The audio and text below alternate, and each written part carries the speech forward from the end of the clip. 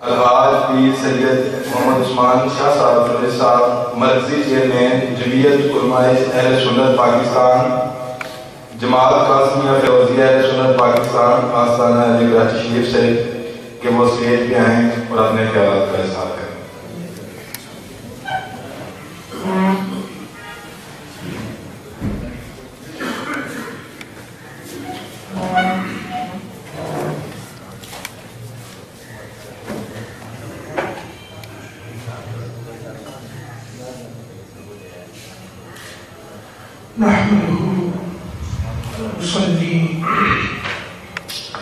ونصلي على رسوله الكريم أما بعد فأعوذ بالله من الشيطان الرجيم بسم الله الرحمن الرحيم واعتصموا بحبل الله جميعا ولا تفرقوا صدق الله العلي العظيم وصدق رسوله النبي الكريم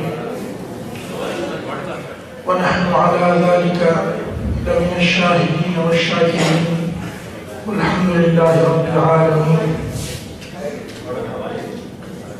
رب اشرح لي صدري ويسر لي أمري واحلل عقدة من لساني يفقهوا قولي۔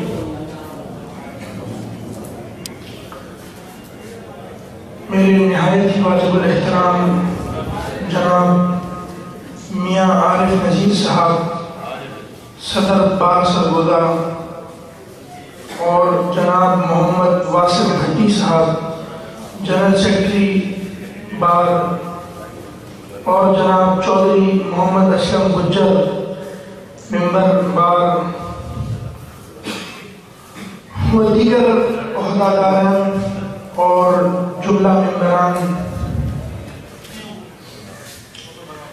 عزیز دوستو، اللہ تبارک و تعالی مجھے اور آپ کو جب تک زندہ رکھے تو ہم کو اسلام پر زندہ رکھے، اور جب ہم کو موت آئے تب بھی ہم ایمان پر رہیں، اور قیامت کے دن جب ہم اٹھائے جائیں تو تب بھی ہم ایمان والوں میں شامل ہوں۔ عزیز دوستو، پہلے تو میں انتہائی مشکور ہوں آپ تمام احباب کا، خصوصاً پورے اہلیان سرگودا کا، کہ انتہائی مہمان نواز لوگ، بہترین فقیر المثال استقبال کیا جب میں شہر میں آیا۔ تو مجھے تمام احباب سول سوسائٹی کے ہوں، پریس والے ہوں، اور آج وہ کلاس سے ملاقات ہوئی تو بڑی خوشی محسوس ہوئی کہ اللہ تبارک و تعالیٰ نے بڑے فراغ دل دیے ہیں، اور اللہ تبارک و تعالیٰ آپ کی اس کاوش کو قبول فرمائے۔ عزیز دوستو، آج کا جو موضوع ہے، میں وقت ضائع کیے بغیر اپنے موضوع کی طرف آؤں گا۔ اصل میں گفتگو میلاد شریف کے حوالے سے اور اتحاد بین المسلمین کے حوالے سے ہے، اور یہ کوئی ایسی مجلس نہیں کہ میں اس کو ایک عوامی جلسہ دوں یا کوئی عوامی بات یا پبلک والی بات کہ جو بغیر دلائل یا بغیر کسی تحقیق کے آپ کے سامنے پیش کر دوں، اور خاص طور پر وکلاء کے سامنے، جو کہ الحمدللہ قانون کو اور شرعی قانون جو پاکستان کا ہے، جو 73 کا آئین تشکیل دیا گیا ہے، جس کے اندر بڑے بڑے جید علماء اکرام تمام مکاتب فکر کے شامل تھے، جنہوں نے اس قانون کو تشکیل دیا، جس میں کوئی بات اسلام کے منافی نہیں ہے، اس بات کو جاننے والے لوگ ہیں۔ تو آپ کے سامنے بات کرنا بھی ذرا احتیاط سے کرنی چاہیے، کوئی عام پروگرام یا جلسہ نہیں۔ عزیزان محترم، بات ہے اتحاد بین المسلمین کی۔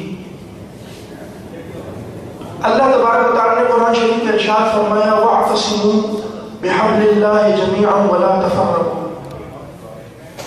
اے ایمان والو، اللہ کی رسی کو مضبوطی سے تھام لو اور آپس میں تفرقے مت پڑھو۔ اللہ کی رسی کیا ہے؟ اللہ کی رسی قرآن ہے اور حدیث رسول اللہ صلی اللہ علیہ وسلم ہے۔ جب تک مسلمان اہل اسلام اس قرآن سے جڑے رہیں گے، اپنا رشتہ قرآن سے مضبوط رکھیں گے، اپنا رشتہ حدیث سے مضبوط رکھیں گے، تو وہ دن کبھی نہیں آئے گا کہ آپس میں اختلاف ہر جگہ موجود ہوتے ہیں۔ جہاں انسان موجود ہے وہاں پر اختلافات موجود ہیں۔ جس گھر کے اندر دو بھائی ہوں اور آپ کسی کام کا ارادہ کریں، ایک بھائی کا ایک اور نظریہ ہوگا، دوسرے بھائی کا دوسرا نظریہ ہوگا۔ اس کا یہ مطلب نہیں کہ ہم ایک دوسرے کے نظریے اور ایک دوسرے کے اختلاف کے باوجود ایک گھر میں ساتھ رہ نہیں سکتے۔ ہمارا اس وقت حال یہ ہو چکا ہے کہ اگر کوئی شخص ہماری رائے سے اختلاف کرے تو ہم سے یہ بات برداشت نہیں ہوتی ہے۔ ہم اختلاف در اختلاف پر اتر آتے ہیں، ذاتیات پر اتر آتے ہیں، پرسنل ہونا شروع ہو جاتے ہیں اور اس شدت کو چلے جاتے ہیں کہ آپس میں ایک فروع کے اختلاف کو کفر کے فرقوں تک پہنچا دیتے ہیں۔ ایک معمولی فروع کے اختلافات، معمولی بحثوں کو کفر کے فرقوں تک پہنچا دیتے ہیں۔ سب سے بڑی بات یہ ہے کہ ہمارے معاشرے کے اندر سے برداشت کا مادہ بالکل ختم ہو چکا ہے۔ کیا یہ اختلاف ابھی ہماری امت میں پیدا ہوئے؟ کیا یہ 1400 سال بعد آج ہم سوچ رہے ہیں کہ شیعہ کون ہے، دیوبندی کون ہے، بریلوی کون ہے، اہل حدیث کون ہے؟ کیا اس سے پہلے مسلمانوں کے اندر کسی موضوع پر کوئی اختلاف نہیں ہوا؟ کیا 1400 سال سے ہم بالکل متحد چلے آ رہے ہیں اور اس وقت کیا ہماری پستی اور ہماری زوال کا راز یہی ہمارا اختلاف نہیں ہے؟ عزیز دوستو، اگر آپ غور کریں تو مسلمانوں نے پوری دنیا پر حکومت کی، تقریباً بنگلہ دیش سے لے کر برما سے لے کر افریقہ کے ساحلوں تک یہ پوری ایک اسلامی ریاست ہوا کرتی تھی۔ تو کیا اس اسلامی ریاست کے اندر صحابہ کرام میں کوئی اختلاف نہیں ہوا؟ کوئی اختلاف رائے نہیں پایا گیا؟ جی ہاں، بالکل اختلاف رائے پایا گیا۔ بہت سارے ایسے مسائل پر اختلاف پایا گیا کہ ہم سوچ بھی نہیں سکتے ہیں۔ حضرت مائی عائشہ صدیقہ رضی اللہ تعالیٰ عنہ کا اور حضرت عباس رضی اللہ تعالیٰ عنہ کا معراج النبی کے اوپر اختلاف پایا گیا۔ حضرت مائی عائشہ صدیقہ فرماتی ہیں کہ حضور علیہ السلام کو معراج خواب میں ہوئی۔ آپ اپنے بستر پر تشریف فرما تھے اور آپ کے ذہن میں اللہ تبارک و تعالیٰ نے آپ کی روح کو معراج کر دیا۔ حضرت عباس فرماتے ہیں کہ نہیں، حضور علیہ السلام کو اپنے جسم کے ساتھ برف سے نفیس اللہ تبارک و تعالیٰ نے آسمانوں پر بلایا اور جنتوں کا اور جو پورا معراج کا واقعہ ہے وہ فرمایا۔ اس بات کے اوپر اختلاف ہوا۔ ایک ام المومنین ہے، ہماری ماں ہے، حضرت مائی عائشہ صدیقہ رضی اللہ تعالیٰ عنہ ہے، اور ایک طرف سید صحابی ہیں، مفکر صحابی ہیں، محدث صحابی ہیں۔ ان کا اس باتوں میں آپس میں اختلاف چلتا رہا، ایک دوسرے کے اوپر تو انہوں نے کفر کا فتویٰ نہیں لگایا۔ آج ہمارے یہاں اگر ایک معمولی بات کے اوپر ایک اپنی رائے کا اظہار کر دیں تو ہم لوگوں کی پوری رات قرآن شریف کو، حدیث کو، فقہ کو، اجماع امت کو، اپنے قیاس کو، ساری رات ان چیزوں میں ہم گزار دیتے ہیں کہ کسی نہ کسی طریقے سے جس آدمی نے ہماری مخالفت کی ہے اس کو کافر ثابت کریں۔ اللہ تبارک و تعالیٰ نے ارشاد فرمایا ان اللہ مع الصابرین، میں صبر کرنے والوں کے ساتھ ہوں۔ آج آپ دیکھ لیں کہ امت کس انتشار اور کس کیفیت سے ہم دوچار ہیں، خصوصاً میں بات کروں گا پاکستان میں۔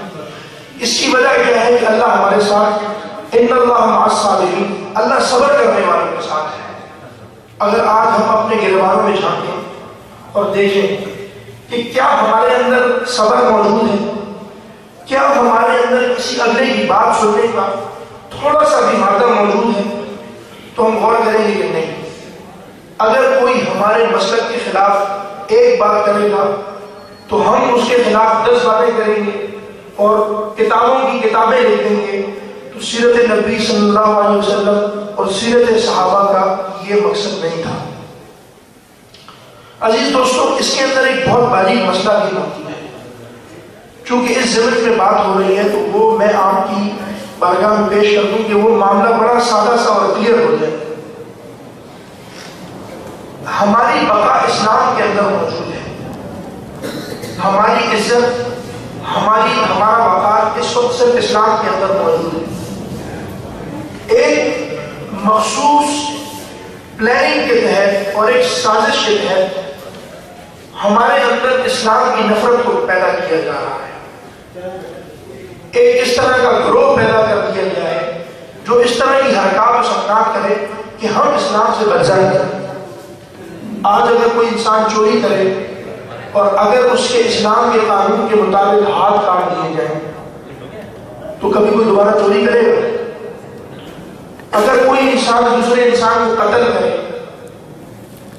اور وہ اس کا قصاص بھی نہ دے اور آپ جمعے کے دن نماز پڑھیں، نماز پڑھنے کے بعد قاضی اس کو سزا دے جو قانون کے مطابق ہو اور اس کو اس کے بدلے کی سزا دی جائے، سر عام دی جائے، تو کیا کبھی دوبارہ کوئی قتل کرنے کی ضرورت کرے گا؟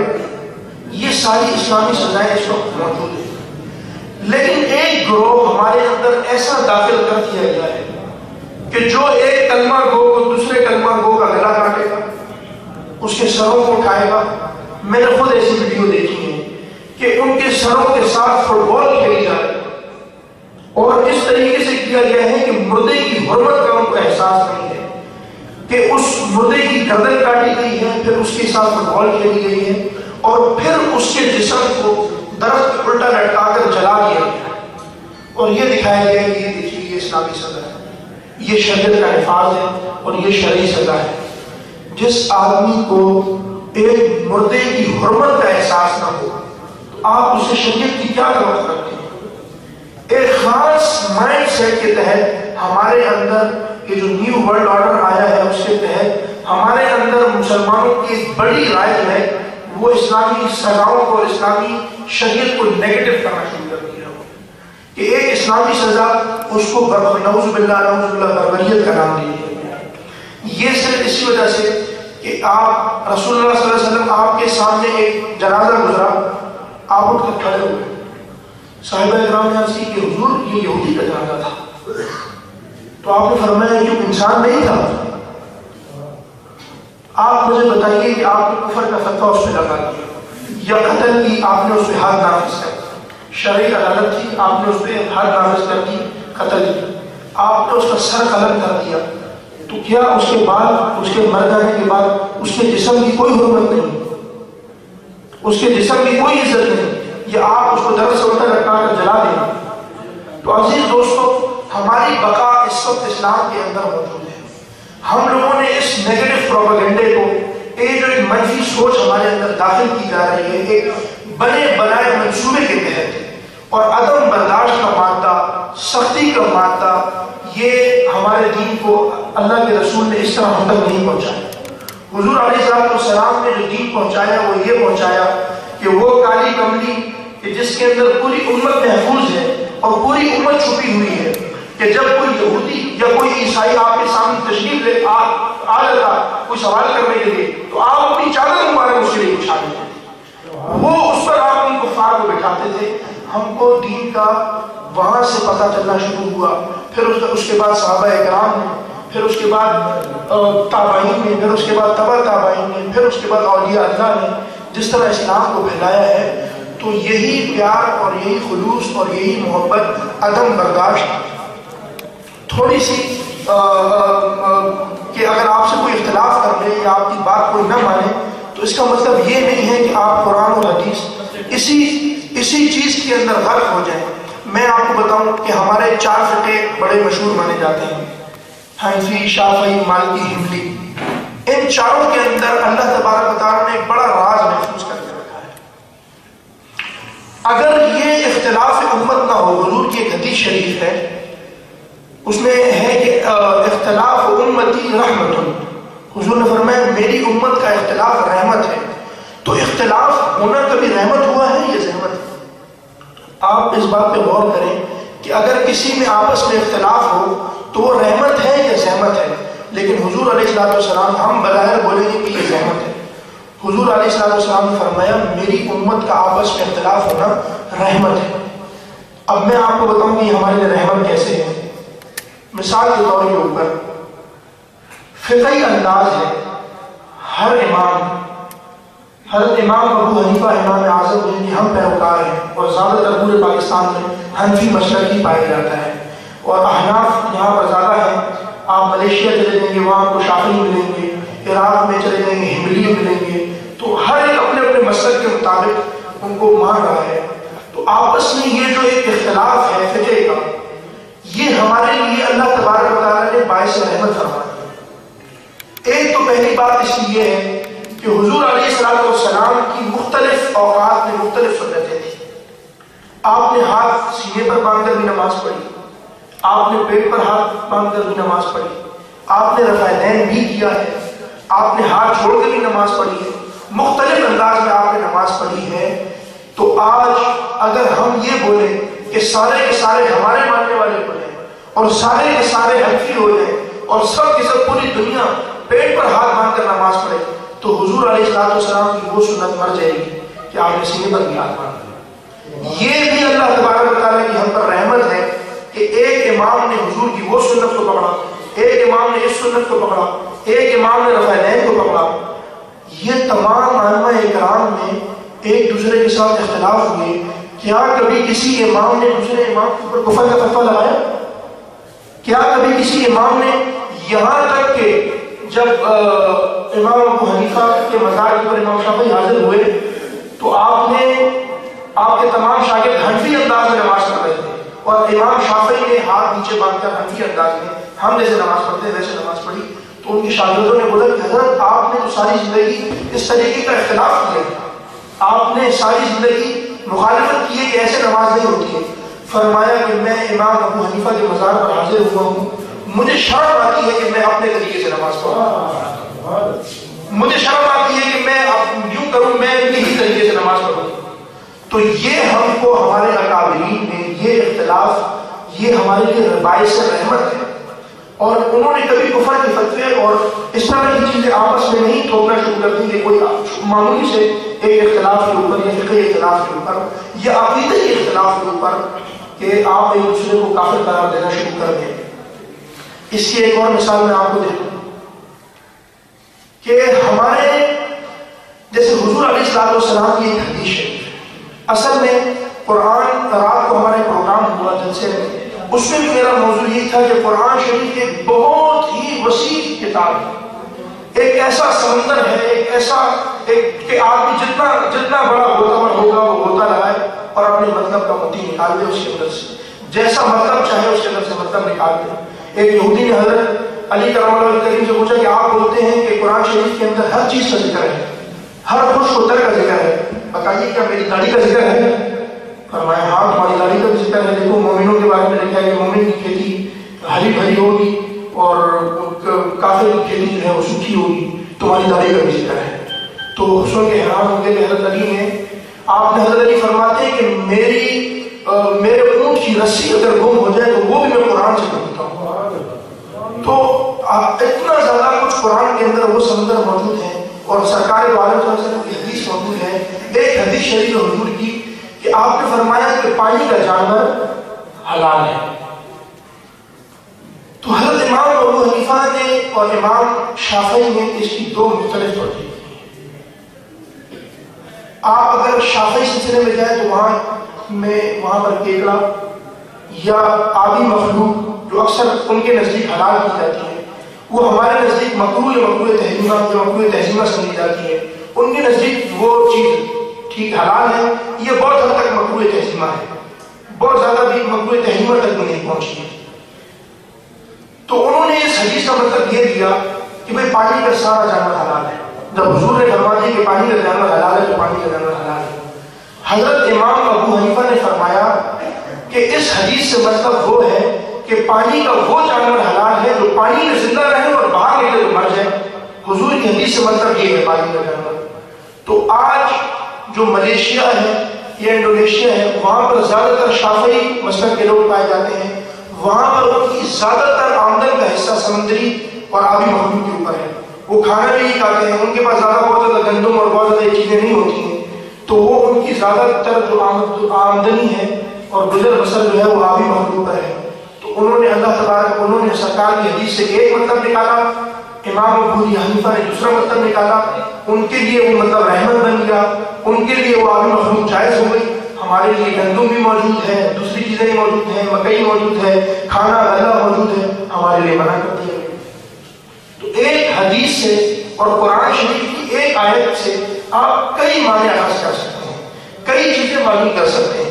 تو اس کا مقصد یہ ہرگز نہیں کہ آپ نے اپنا مطلب کیا اور اسی قرآن سے اگر کوئی دوسرا شخص دوسرا مطلب نکال رہا ہے تو آپ اس کے اوپر کفر کے فتوے اور وہ ساری چیزیں لگانا شروع کر دیں. ہمارے بھائی موجود ہیں, ابھی اندر بیٹھ کر گفتگو کر رہے تھے, تو آپ نے مجھے حکم دیا کہ کچھ تصوف کے اوپر بھی اگر بیان کر دیں.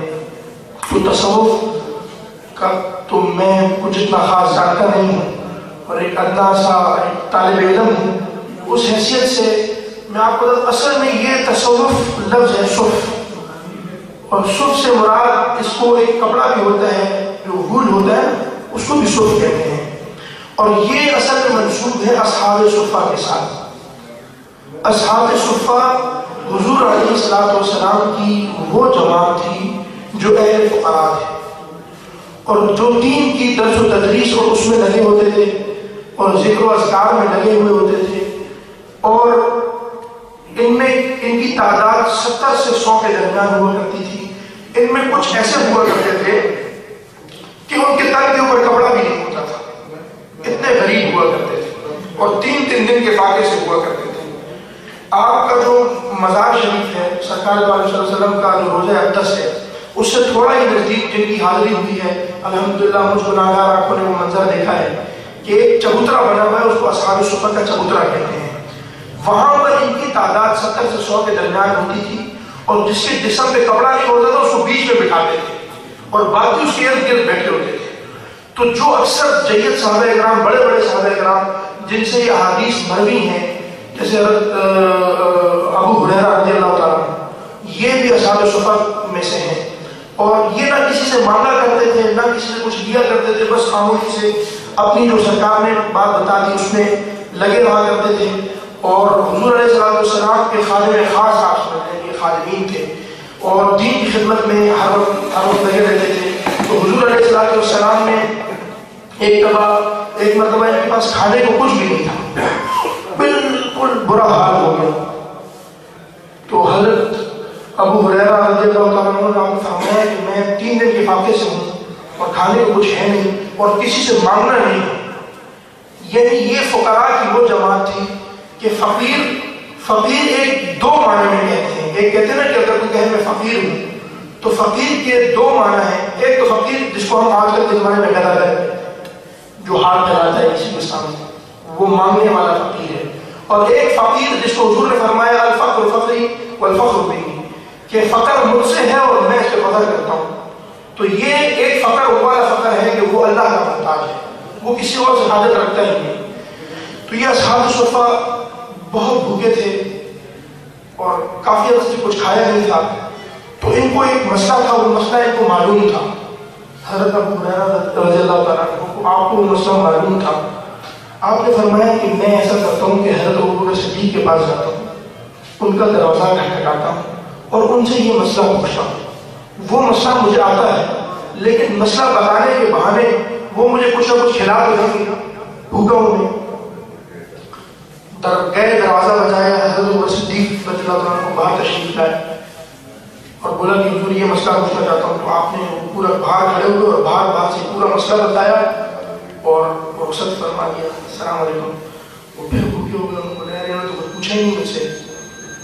پھر حضرت فاروق رضی اللہ عنہ کے پاس آپ گئے اور بولا کہ ان سے بھی یہی مسئلہ دوبارہ پوچھو. دوبارہ اگر وہ مسئلہ مجھ سے پوچھا, وہ بھی باہر تشریف لائے اور دوبارہ مسئلہ پوچھا. آپ نے باہر کھڑے ہوئے پورا مسئلہ بتایا اور نہ سنا مانی کھانے پینے کی, نہ کوئی کھجور نہ پانی, اور ان کو بھی رخصت کر دیا.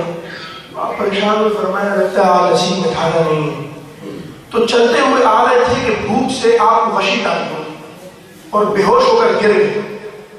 جب بے ہوش ہو کر گرے تو لوگوں نے بولا کہ وہ جمع ہو گیا لوگوں نے بولا وہ لگتا ہے مرگی کا دورہ پڑ گیا، مرگی ہو گئی. تو کوئی جوتی اٹھا کر جوتی سکھانے کے لیے آپ کے چہرے مبارک کے نزدیک لایا.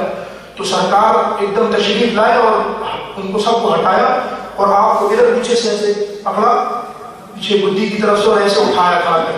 فرمایا میرے صحابی کو کبھی مرگی نہیں ہو سکتی. آپ کو کھڑا کیا اور ان کو ہٹایا، کپڑے اپنے جھاڑے ان کو اور اپنے ساتھ لے. اصحاب صفا کے پاس لے جا کر ان کو بٹھایا، اندر حویلی شریف میں تشریف لے کر گئے اور اندر سے دودھ کا ایک پیالہ لے کر آئے اور آئے اور آ کر فرمایا کہ یہ لو پیالہ، اور ابو ہریرہ یہ جتنے بیٹھے ہیں سارے بھوکے ہیں، ان سب کو پلاؤ. تو ابو ہریرہ رضی اللہ عنہ فرماتے ہیں کہ میں اس پیالے کو دیکھ رہا تھا، میں نے حضور کی طرف دیکھا کہ حضور یہ پیالہ یہ سارے پیئیں گے، میرے لیے کیا بچے؟ تو آپ نے فرمایا کہ ٹھیک ہے حکم کی تعمیل کرتا ہوں. وہ پیالہ لیا، ایک صحابی کے پاس گئے، ان صحابی نے ایسے منہ سے لگایا تو آپ فرماتے ہیں کہ میں یوں کر کے دیکھنے لگا کہ یار کتنا بچا، کتنا پیا اور کتنا بچا، کتنا پیا اور کتنا بچا. میں نے دیکھا کہ جب اس نے منہ سے ہٹایا اور اچھی طرح پیا، منہ سے ہٹایا تو وہ پیالہ اتنا ہی تھا. پھر دوسرے نے منہ سے لگایا، پھر پیا، پھر میں اس کو دیکھتا رہا اور اسی طرح کرتے کرتے پھر جب 2-3 گزرے تو میں نے بولا کہ یہ حضور کا معجزہ ہے، یہ انشاءاللہ جتنے بھی پیتے رہے کبھی ختم نہیں ہو. تو کرتے کرتے کرتے کرتے 70 صحابہ اکرام نے وہ دودھ کا پیالہ پیا. آخر میں جب وہ دودھ کا پیالہ بچا تو آپ نے حضرت ابو ہریرہ کو فرمایا کہ ابو ہریرہ آپ تم پیو. تو حضرت ابو ہریرہ نے فرمایا کہ آج تم یہ کوئی ختم نہیں کر سکا اس پیالے کو، میں ختم کر دوں گا، مجھے بڑی بھوک لگی ہوئی ہے. تو آپ نے منہ سے لگایا اور بس پینا شروع کیا. کرتے کرتے کرتے جب آپ کا بالکل پیٹ بھر گیا تو آپ نے منہ سے ہٹانے کی کوشش کی. حضور نے فرمایا اور پیو اور پیو. تو آپ نے پھر منہ سے لگایا دیا. پھر پیتے پیتے پیتے جب یہاں حلق تک پہنچا تو آپ نے ہٹانے سے پہلے بولا کہ حضور اور نہیں پی سکتا، کہ کہیں دوبارہ حکم نہ فرما دے. اگر حکم فرما دے تو پینا پڑے گا. تو پھر آپ نے ہٹایا تو وہ دودھ کا پیالہ اتنا کا اتنا ہی تھا جتنا حضور نے کیا تھا. تو سرکار دو عالم صلی اللہ علیہ وسلم نے اپنے لبوں سے لگایا اور اس کو پیا اور وہ دودھ ختم ہو گیا. تو عزیز دوستو یہ وہ اصحاب صفا ہیں کہ جن کے ذریعے سے ہم آج بھی عن ابی ہریرہ قال قال رسول اللہ، عن ابی ہریرہ قال قال رسول اللہ، عن عبداللہ بن عمر قال قال رسول اللہ کی ہم صدائیں سنتے ہیں اور ان سے حدیثیں مروی ہوتی ہیں، ان سے حدیث روایت ہوتی ہے. جو آج ہمارے پاس یہ خزانہ موجود ہے، یہ ہماری امت کے رہبر ہیں، یہ وہ صوفیہ اکرام ہیں. آج بھی ان کی جماعتیں چل رہی ہیں جن کا خالصتاً کام اللہ کے دین کی خدمت ہے، اور وہ نہ کسی سے مانگتے ہیں نہ کسی سے حاجت رکھتے ہیں. اللہ تبارک و تعالیٰ ان کی حاجت روائی خود کرتا ہے. اس وقت بہت شدید تقاضا ہے وقت کا پاکستان کو، عالم اسلام کو، کہ ہم ان صوفیہ اکرام اور ان انبیاء اکرام، ان اولیاء اکرام کے نقش قدم پر چلیں. جتنے بھی ہمارے فرقے ہیں ہر کوئی اپنے اپنے مسلک پر رہے. ہمارے مرشد کریم کا ایک بہت زبردست قول ہے، وہ میں اکثر کہا کرتا ہوں اور سنایا کرتا ہوں اس طرح کی محفل کے اندر، کہ جہاں پر بہت سارے 1990 کے اندر، 90 کی پوری دہائی کے اندر یہ ایک بہت بڑی وبا پھیلی تھی اور فسادات ہوئے تھے اور بہت اختلافات ہوئے تھے. تو اس وقت ایک تنظیم بنائی تھی، تنظیم اصلاح المسلمین کے نام سے. اس پلیٹ فارم کا مقصد یہی تھا اور اس میں سب سے پہلا نعرہ حضور محبوب مرشد کریم نے لگایا تھا، اپنا مسلک چھوڑو نہیں، دوسرے کا مسلک چھیڑو نہیں. تو میں آج بولتا ہوں وقت کی سب سے بڑی ضرورت ہے اپنا مسلک چھوڑو نہیں، دوسرے کا مسلک چھیڑو نہیں. بھلے کوئی شیعہ ہے، دیوبندی ہے، حدیث ہے، سنی ہے، وہابی ہے، جو جس جگہ ہے. آج ہمارے اوپر آ کر بم گرتا ہے، عراق کے اوپر بمباری ہوئی، یہ بم یہ نہیں پوچھتا کہ کوئی شیعہ مرا ہے، کوئی سنی مرا ہے، کوئی وہابی مرا ہے، کوئی حدیث مرا ہے. ان کے نزدیک، کفار کے نزدیک ہم سب ایک ہیں، لیکن ہم آپس میں بٹے ہوئے ہیں اور چھوٹے چھوٹے اختلافات کی وجہ سے ایک دوسرے کے اوپر کفر کے حقے لگائے ہیں. وقت کی اور حالات کی نزاکت کو دیکھتے ہوئے تمام امت کو اس وقت اپنے فروعی اختلافات کو بھلا کر ایک پلیٹ فارم ایسا بنانا چاہیے کہ جس کے اوپر کوئی اختلاف نہ ہو، کوئی ایسی چیز نہ ہو. ہمارے یہاں بنے ہیں لیکن وہ پھر ٹوٹ جاتے ہیں. تو آپ کوشش کریں کہ عوام جتنی بھی ہے وہ اس چیز کی طرف راغب ہو کے ہم ایک ایسا پلیٹ فارم بنائیں کہ جس کے اندر پوری امت یکجا ہو، اس کے اندر تمام فرقے شامل ہوں. اللہ تبارک و تعالیٰ اگر ہم آپس میں اپنی صفوں میں اتحاد رکھیں گے تو ہماری فتح یقینی ہے انشاءاللہ. اللہ تبارک و تعالیٰ ہم کو جو کہا ہے جو سنا ہے اس پر عمل کرنے کی توفیق عطا فرمائے. وما علینا